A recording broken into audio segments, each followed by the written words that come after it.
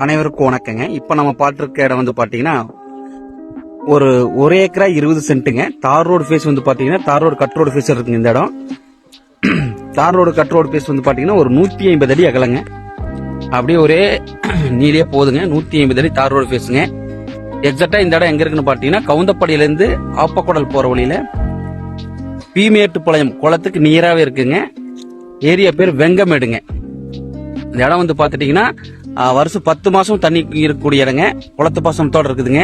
சுத்தி பாருங்க, எல்லாமே பாத்தீங்கன்னா கரும்பு எல்லாமே விவசாயம் பண்ணிருக்காங்க. அருமையான இடங்க. தார் ரோடு ஃபேஸ் 150 அடிங்க. பாருங்க, ஆப்போசிட் வந்து பாத்தீங்கன்னா ஆலையாட்டிட்டு இருக்காங்க. தெரியுது பாருங்க, அதான் வந்து ஆலமேடுங்க. இந்த இடம் வந்து பாத்தீங்கன்னா தார் ரோடு ஃபேஸ் பாத்தீங்கன்னா 150 அடி தார் ரோடு ஃபேஸுங்க. எக்ஸாக்டா வந்து பாத்தீங்கன்னா 1 ஏக்கரா 20 சென்ட்டுங்க. இந்த இடத்துக்கு வந்து பாத்தீங்கன்னா லேண்ட் ஓனர் சொல்லக்கூடிய ரேட் வந்து பாத்தீங்கன்னா அப்படியே மொத்தமா 90 லட்சம் ரூபா கேட்கிறாருங்க. இது வந்து பிக்சர் ரேட் கிடையாது, நெகோசியபிள் தான். நம்ம கவுந்தப்படி பஸ் ஸ்டாண்ட்ல இருந்து பாத்தீங்கன்னா ஒரு 4 கிலோமீட்டர் டிஸ்டன்ஸ்லயே இருக்குங்க இந்த இடம். அருமையான இடங்க. வருஷம் 10 மாசம் தண்ணி இருக்கக்கூடிய ஏரியா.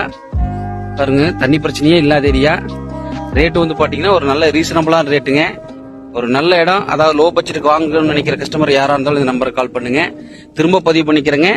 இந்த 1 ஏக்கரா 20 சென்ட் இடத்துக்கு லேண்ட் ஓனர் சொல்லக்கூடிய ரேட் வந்து பாத்தீங்கன்னா 90 லட்சம் ரூபாய்ங்க. இது வந்து பிக்சர் ரேட் கிடையாது, நெகோசியபிள் தான். தார் ரோடு ஃபேஸ் வந்து பாத்தீங்கன்னா 150 அடிங்க. கவுந்தப்பாடியில இருந்து ஒரு 4 கிலோமீட்டர் டிஸ்டன்ஸ்ல இருக்குதுங்க. பீமேட்டுப்பாளையம் குளத்து பாசனத்தோட அந்த குளத்துக்கு ரொம்ப நீராவே இருக்குதுங்க. இந்த இடம் வெங்கமேடு என்கிற ஏரியா இருக்கு. சோ இந்த இடம் தேவைப்படுற கஸ்டமர் யாரா இருந்தாலும் என்னோட நம்பருக்கு கால் பண்ணுங்க. நன்றி, வணக்கம்.